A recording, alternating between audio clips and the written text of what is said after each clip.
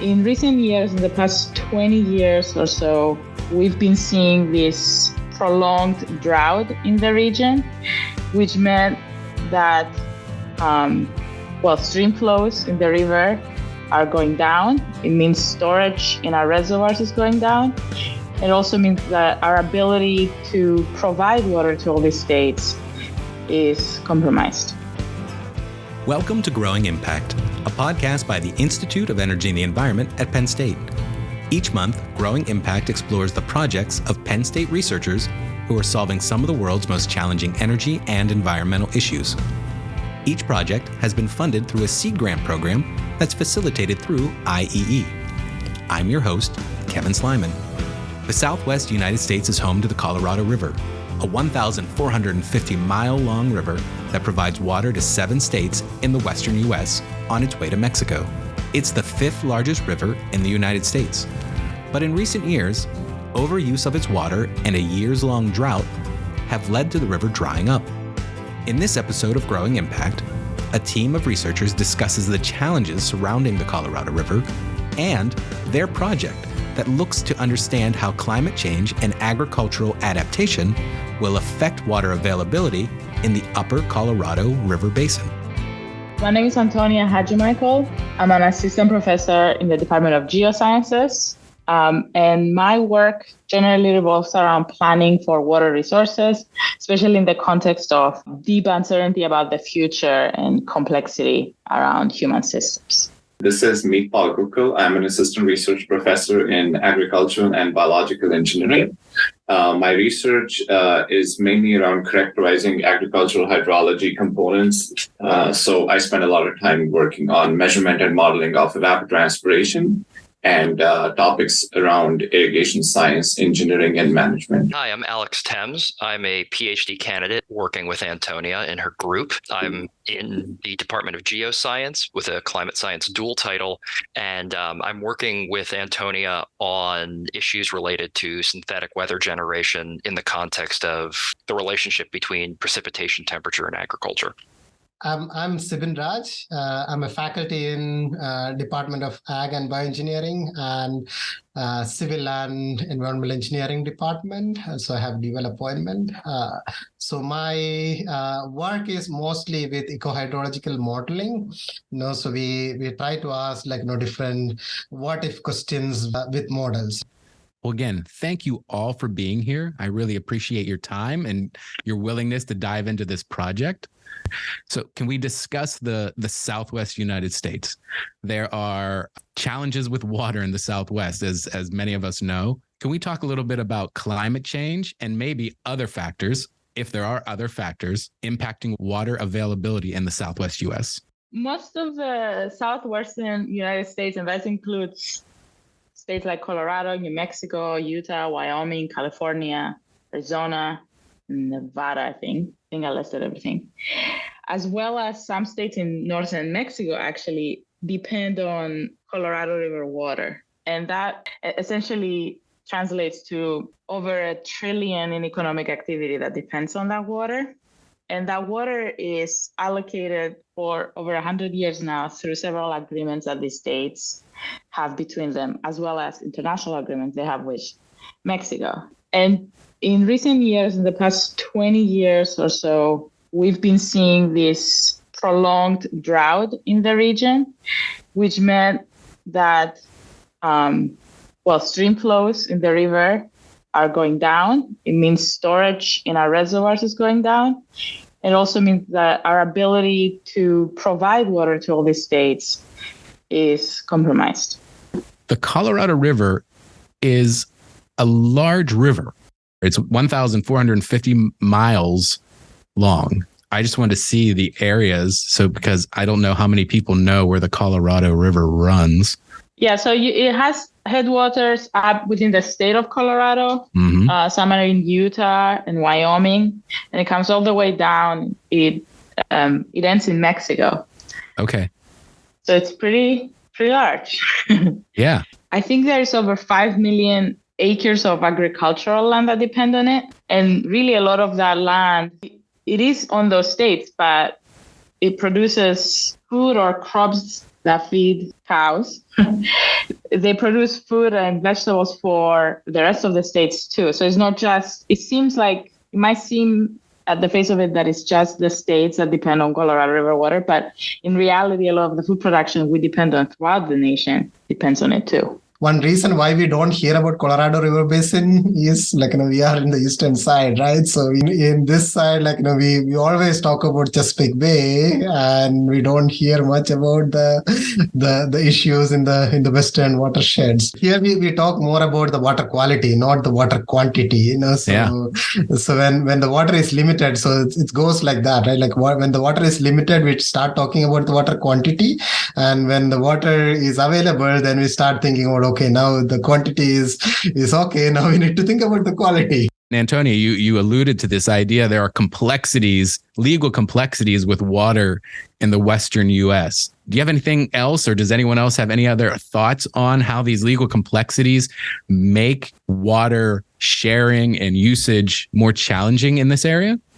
Basically, the Colorado River is shared by 7 different states. It ends in Mexico. So across this, we could think of how water is divided across different scales even. So there is international agreements that we have with Mexico, and then bring it to the national level, we have interstate agreements like the Colorado River Compact. So that basically says there is a group of upper river basin states and lower, so they have agreements between them about how to divide the river to upper and lower. So lower is Arizona, California, Nevada. Upper is Colorado, New Mexico, Utah, and Wyoming. So they divided in half. And then between these two parts, they divided between them. And then between each state and all the little watersheds and sub-basins that exist there, water is allocated through water rights. And specifically what's called the prior appropriation doctrine, that basically says they usually translate it to first in time, first in right. So the idea was that the first people that started using a certain volume of water, they were given the right to that volume until they kept that ownership. And then any subsequent users can only use water as long as they don't affect the first user. So this creates an inherent sort of priority. We call it seniority, but it's an order of priority in who gets water. And when we have plenty of water, that's no problem. But when we don't have enough water, it starts creating problems with who gets what. Because if I have a high seniority, I could get 100% of what I need.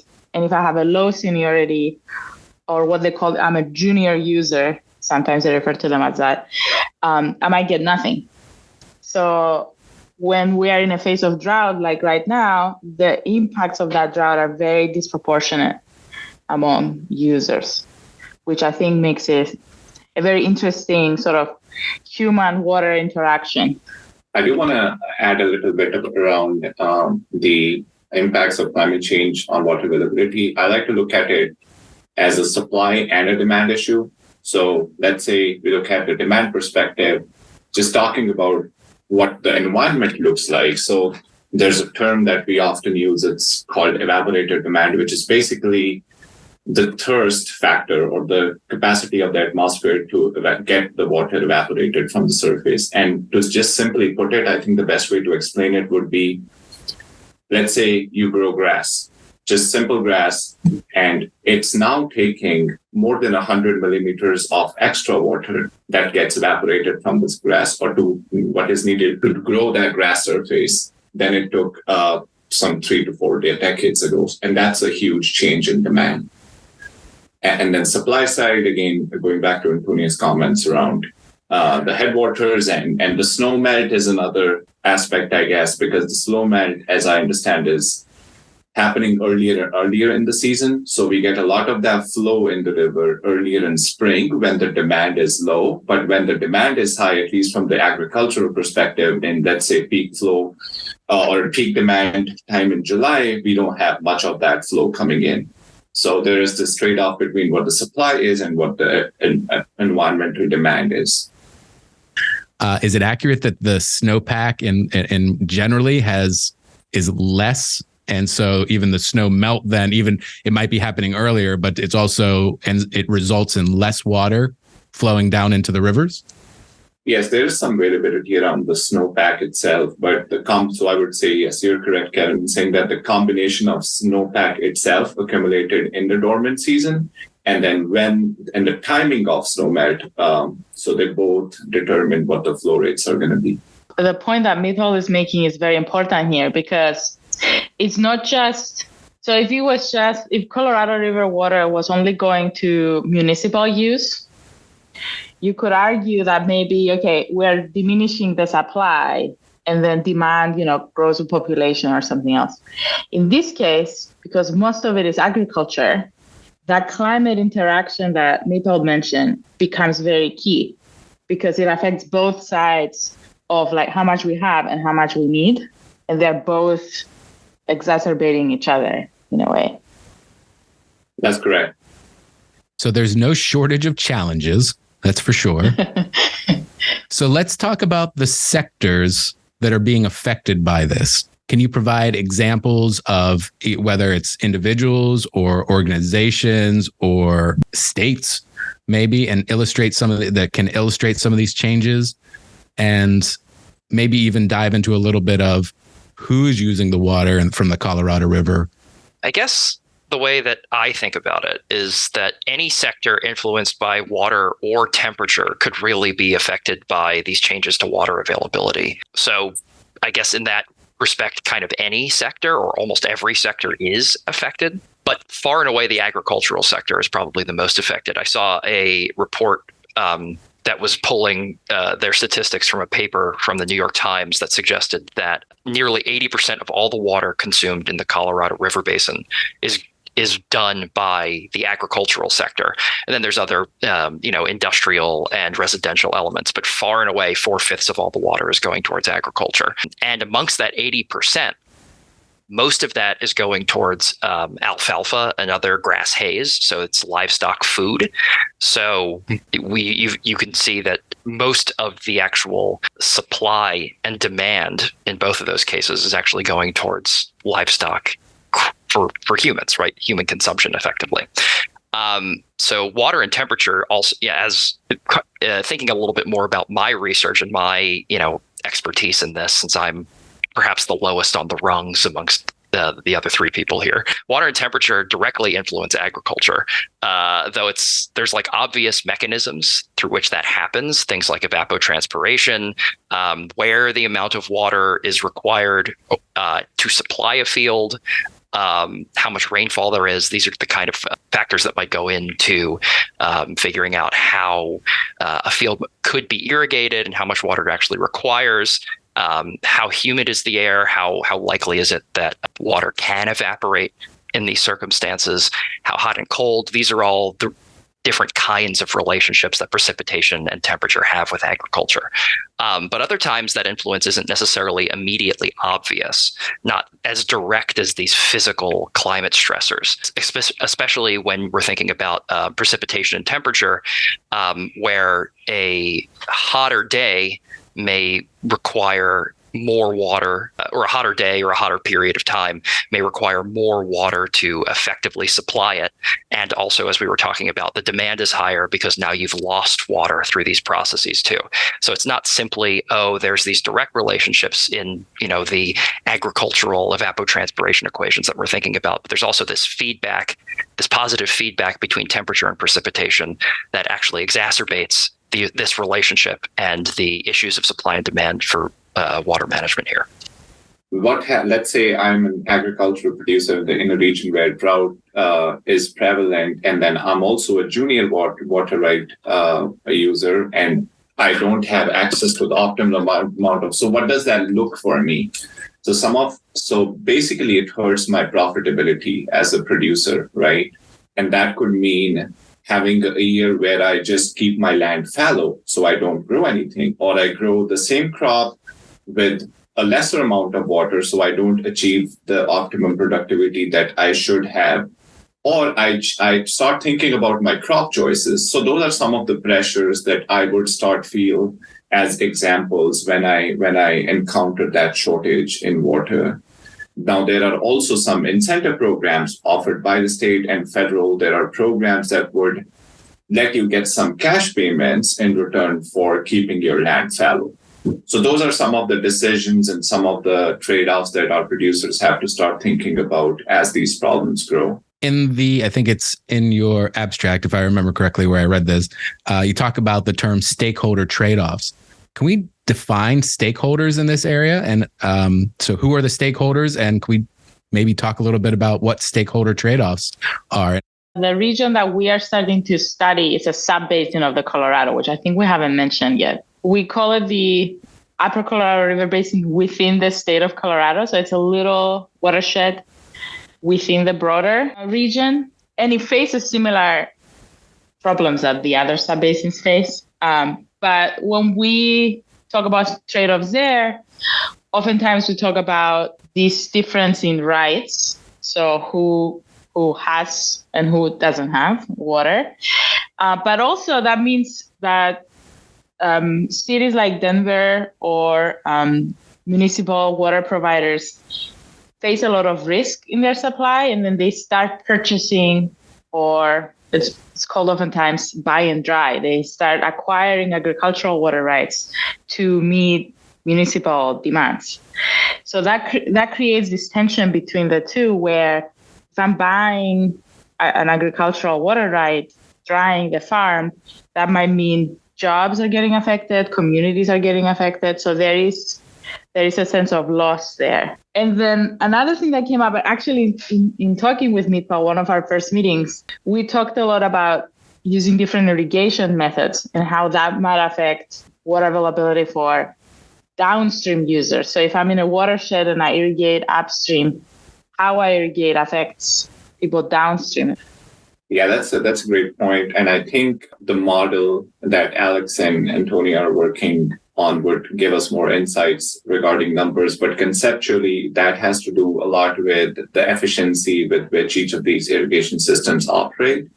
So, for example, over the years in this particular region and generally in the West, we've seen producers adopt more efficient irrigation systems. So, for example, either moving from flood or furrow irrigation into more micro irrigation techniques like sprinklers and drip irrigation. And so basically all of these systems differ in the way that apply water. So that allows you to gain different efficiency numbers. For example, in a poorly managed furrow irrigation system, you could only be actually using 50% of what you apply, versus in a nicely managed center pivot irrigation system, you could take that number as high as 85%. So of course, when you invest in better irrigation techniques and systems, you definitely improve the profitability for yourself, but also you dictate what folks downstreams are going to see. And a lot of that has to also do with return flows. So it's a trade-off between what you gain in terms of efficiency and what are the return flows from your systems. Because even if a center pivot system allows you to get better efficiency, you lose a lot of the return flow that a lot of the downstream users are going to have access to. So it's a complex trade-off there too. And this requires addressing both sides with appropriate measures using the model that they're working on.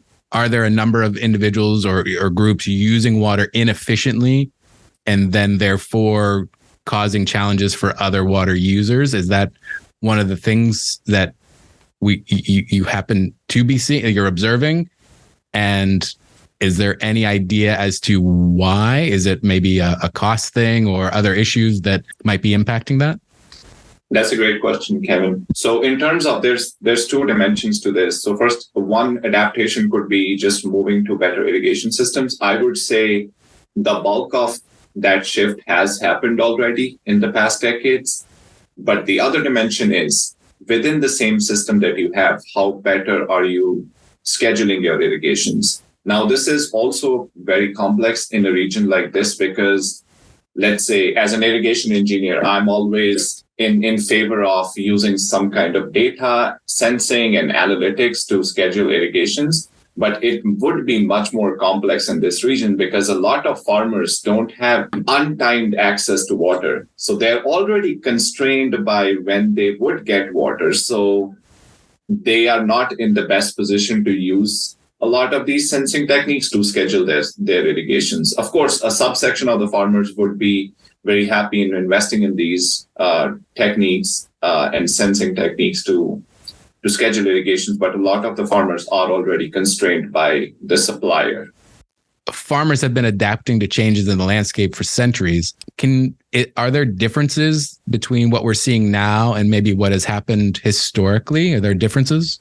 There is a dimension. I feel like the institutions and the rights do kind of shape this a little bit. Meeple mentioned it too.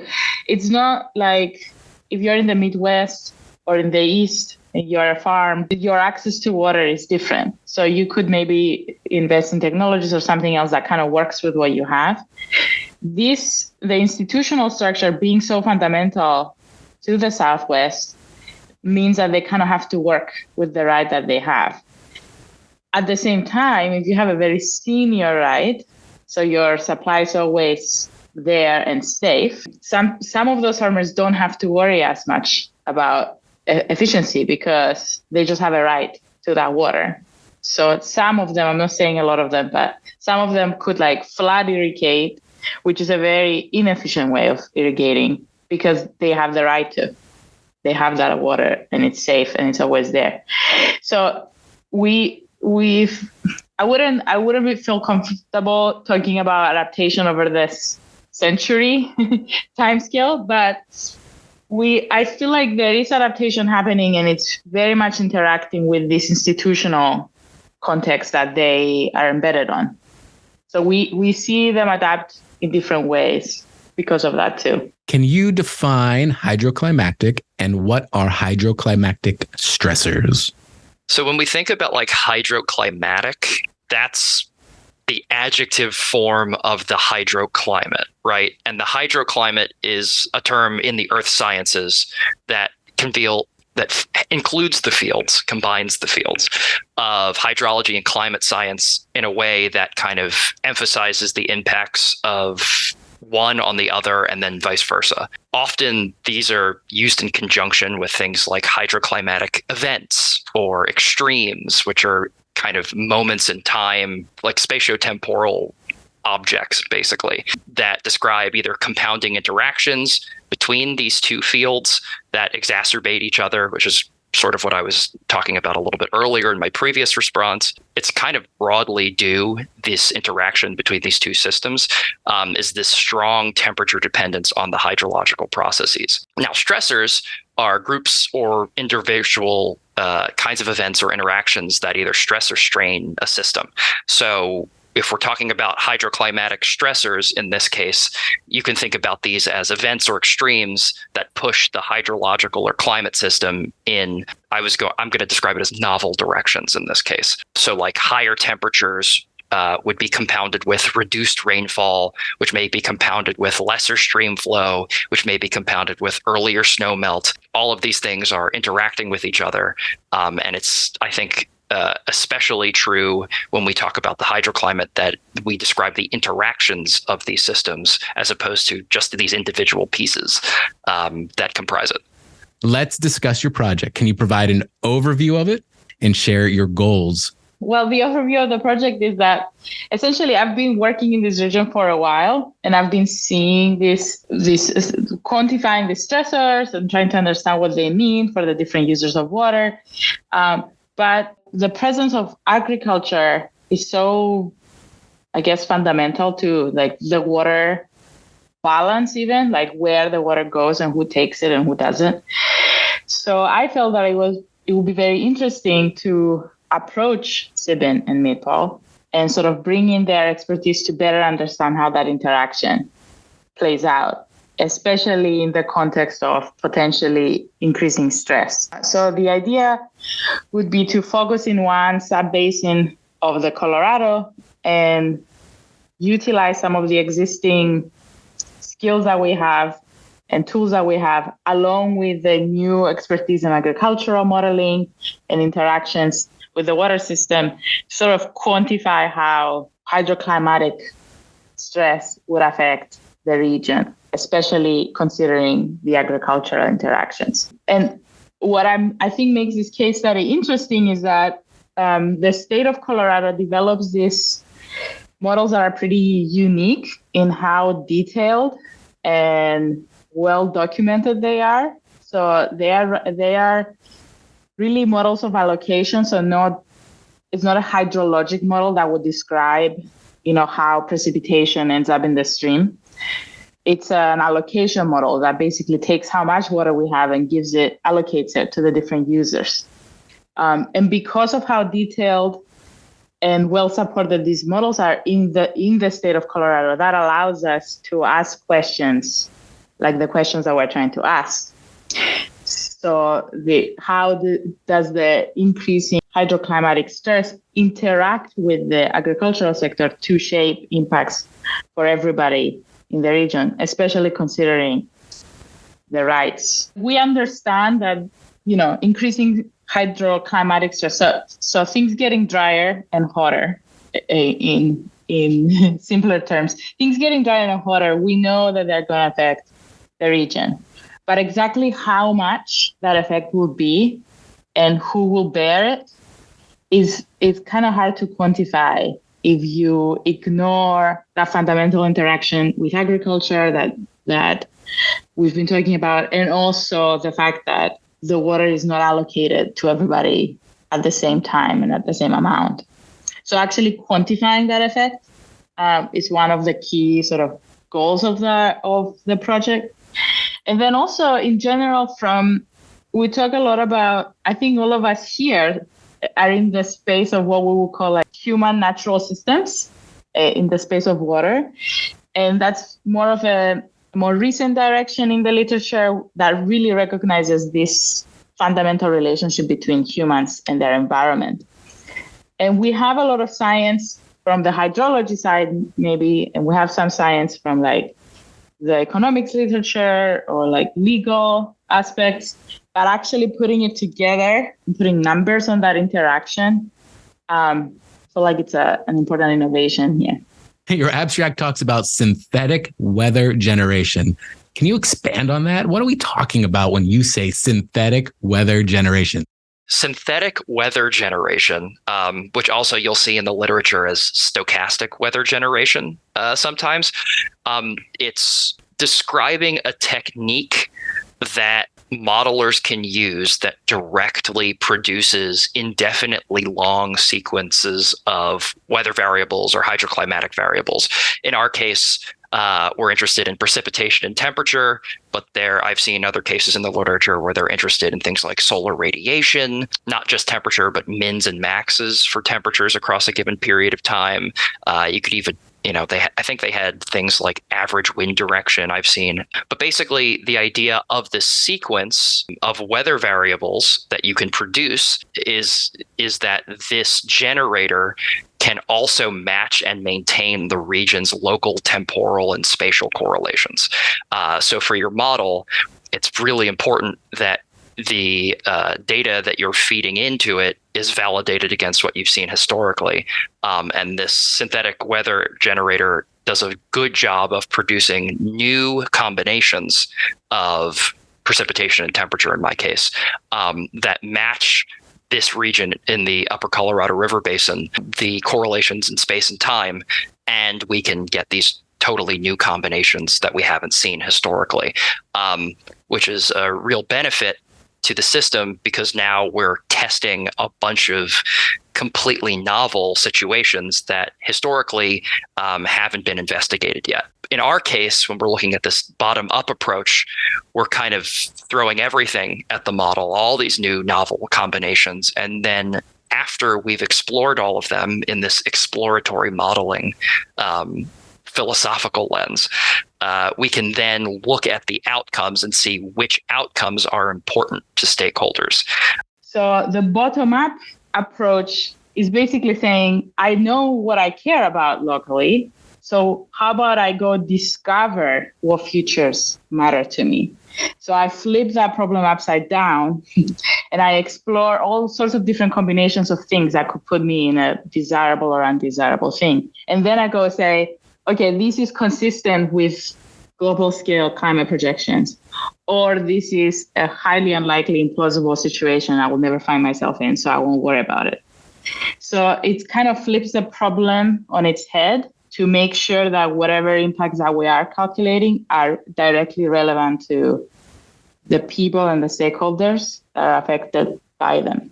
And it is a sort of, as Alex said, it is a sort of a different school of thought about how you go about climate assessment. Can we talk about what success will look like at the end of this project? And I welcome all of you to add in if you feel led. Success for the IE seed grant for me would be that we're successful in acquiring additional funding to get this going at a bigger scale. So we're planning a proposal submission this fall to kind of help us going after these initial seed funds. But the idea is that we'll use the grant for sort of capacity development so we can do the bigger things that we are hoping to do later. Because a lot of these problems, as might have been apparent, I hope it was apparent, they're very complex. So it's not an easy one and done kind of cute little study that we can do. So hopefully we'll get more sustained funding and we'll keep working as a team and maybe have more graduate students working with us. To me, bringing together these different, components of work together, and thinking in an holistic way of that region, from different perspective, and then coming up with some preliminary results, or to explore different things at an initial stage for us. I'm not thinking about so this 1 year project will be solving the Colorado River Basin issues and coming up with perfect solutions. No, but we are thinking of getting this as a starting point to a bigger collaboration and bigger effort into looking into some of these complex issues in the Colorado River Basin. For me, since this is a part of my dissertation material, success for me in this context, obviously a successful endeavor to this first part of the project, so we can continue to keep going. But then a body of research for me to include in my dissertation would be success. And graduate, that's another success. I was predicating graduating on having the material, but yeah, that what Antonia and Sibin said, I think I really they resonate with what I believe about this project. I think the synergy is great and very natural, and to have all that here in the Northeast within one single institution, I think that really is exciting, and I think I could definitely see this translating into bigger and better impacts, essentially. Thank you all for participating. I really appreciate your time. I know you have busy schedules, so thank you, Alex, Mipal, Antonio, Sibin. I just appreciate your time. Thank you for having us. This has been Season 4, Episode 5 of Growing Impact. Thanks again to Antonia Hajimichael, Mipal Kukul, Alex Thames, and Sibin Raj for speaking with me about their research. To read the transcript from this episode and to learn more about the research team, visit iee.psu.edu/podcast. Once you're there, you'll find previous podcast episodes, related graphics, and so much more. Join me again next month as we continue our exploration of Penn State research and its growing impact. Thanks for listening.